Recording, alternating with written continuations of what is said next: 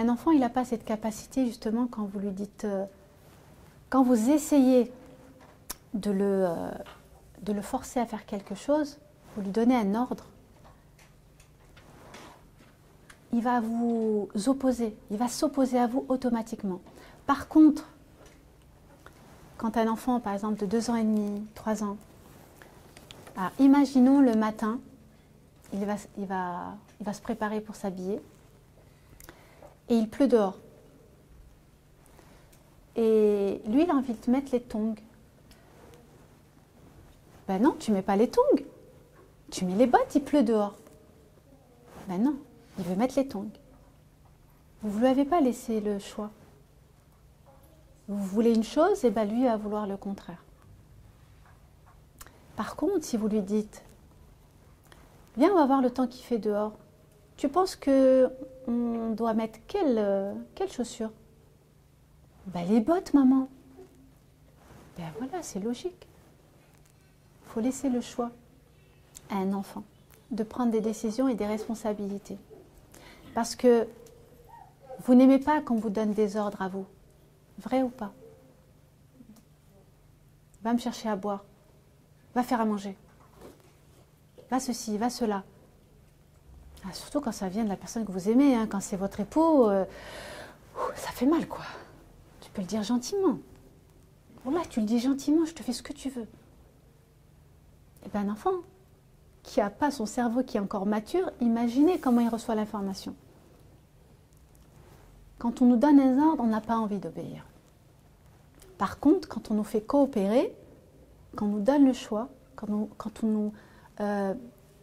soit on nous donne... Alors quand on veut faire choisir un enfant, on ne lui donne pas une multitude de choix. On le fait choisir sur 2 choses pour qu'il puisse choisir. Parce que plus vous en donnez, moins il aura la capacité de choisir. Parce que c'est trop pour lui. Donc il doit avoir cette impression qu'il peut choisir, que vous lui donnez justement ce droit de choisir. Mais bien sûr, dans notre culture, on est dit oui, vous gâtez trop vos enfants. C'est pas comme ça qu'on les éduque. À un moment donné, quand il va grandir, il va devenir ado, il va vous monter dessus. Eh bien, c'est faux. C'est faux. Parce que là, vous êtes en train de créer une relation de responsabilité. Vous êtes en train de créer une relation de coopération. Mais ça ne s'arrête pas là. À partir de 3 ans, vous devez faire participer vos enfants à toutes les tâches de la maison. Quand vous cuisinez, vous leur demandez de venir vous aider et vous faites avec eux. Quand vous rangez, vous les faites participer. Quand vous lavez votre linge, quand vous étendez votre linge, quand vous pliez votre linge, c'est vrai qu'un enfant de 3 ans, il va prendre le pantalon, il va mettre la boule. Il ne va pas plier comme vous voulez, c'est normal. Il n'a pas appris, il va apprendre. Plus il va faire, plus il va ajuster son geste. Vous, quand vous avez appris à faire le msemen ou à faire le pain, la première fois, vous n'avez pas réussi, donc il a fallu vous entraîner. C'est pareil pour eux. Donc il doit apprendre. Vous voulez que tout soit fait nickel sur le champ. Donc laisse, je vais faire à ta place. Un enfant à cet âge-là, il veut faire par lui-même. Maman, aide-moi à faire par moi-même. C'est ça votre rôle. Ce n'est pas d'avoir une maison impeccable. C'est que vous lui apprenez comment faire tout seul. Comment s'habiller tout seul. À 2 ans, il doit apprendre à s'habiller tout seul. Ouais, ça va prendre du temps. Parce que vous êtes pressé le matin. Ben, si vous ne voulez pas le faire dans l'immédiat, faites-le le week-end et pendant les vacances. Qui s'habille, qui s'entraîne à s'habiller tout seul.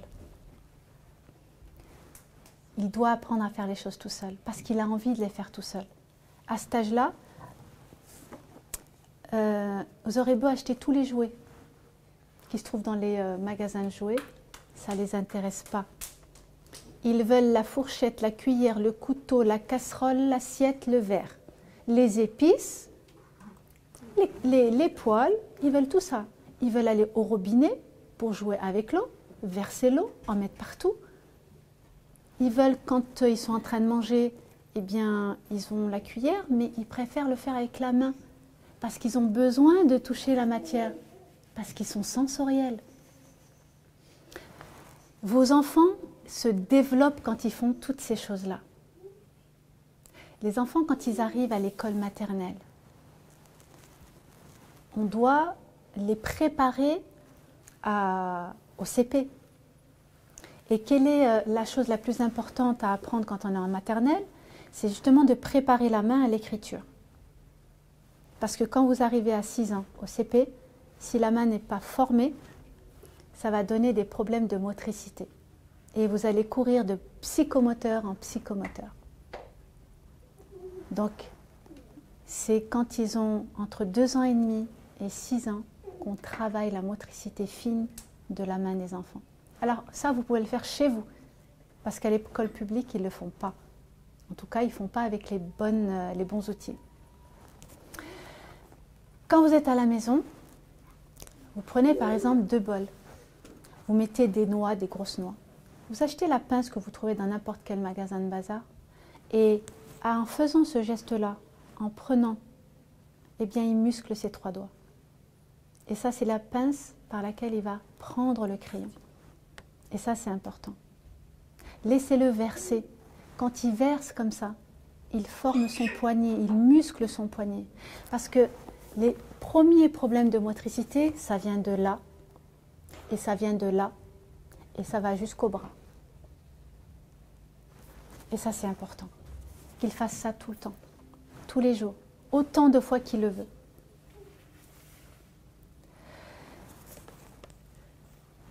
Il faut qu'il soit autonome aussi quand maman, j'ai soif, tu me donnes de l'eau? Ah, vous êtes fatigué, vous allez vous lever, vous allez lui servir. Pourquoi vous vous cassez la tête? Pourquoi vous vous fatiguez? Mettez à disposition. Mettez à disposition, vous savez, il y a des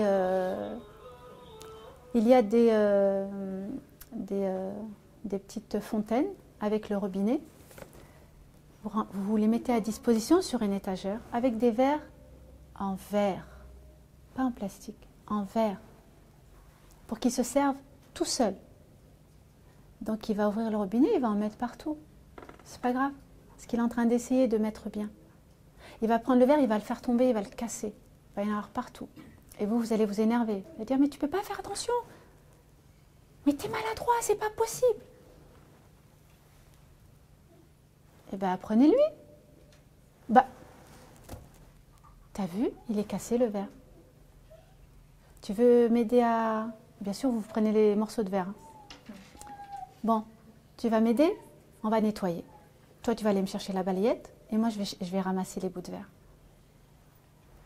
On apprend un enfant à se responsabiliser, à réparer quand il y a casse, quand il renverse. Et ça, c'est important. Lui crier dessus, combien d'enfants j'ai vu qui prenaient un verre et qui le cassaient, il se fige et il pleure. Je comprends tout de suite hein, que l'enfant, on lui crie dessus à la maison à cause de ça. Ça arrive comme vous, ça vous arrive.